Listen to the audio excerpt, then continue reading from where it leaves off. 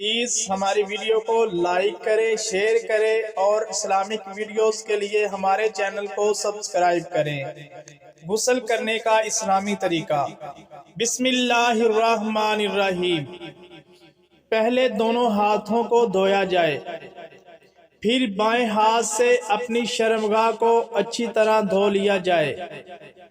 اس کے بعد ہاتھوں کو صابن سے یا مٹی وغیرہ سے پاک کر لیں اور پھر نماز کی طرح وضو کر لینا چاہیے۔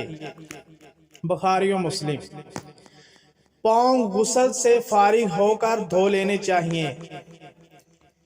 وضو کرنے کے بعد سر کے بالوں میں خلال کرنا چاہیے، اور خلال کرنے کا طریقہ یہ ہے کہ ہاتھوں کی انگلیاں تر کر لیں اور سر میں دائیں ہاتھوں کی انگلیاں سر کے دائیں جانب اور بائیں ہاتھوں کی انگلیاں سر کے بائیں جانب پھیریں اور بالوں کی جڑوں کو اچھی طرح تر کر لیں، اور پھر 3 چلو پانی سر میں ڈال لیں۔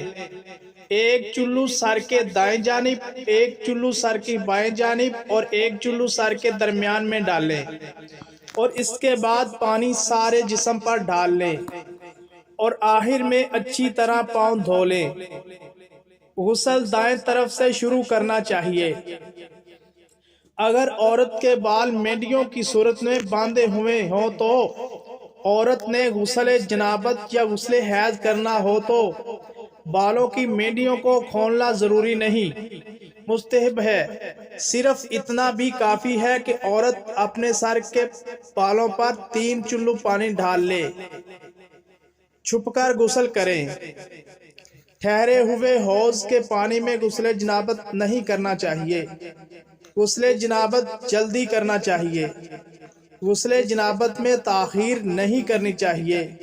پلیز اگر آپ کو ہماری یہ ویڈیو اچھی لگے تو پلیز لائک کریں، شیئر کریں اور ہمارے چینل کو سبسکرائب کریں۔ جزاک اللہ۔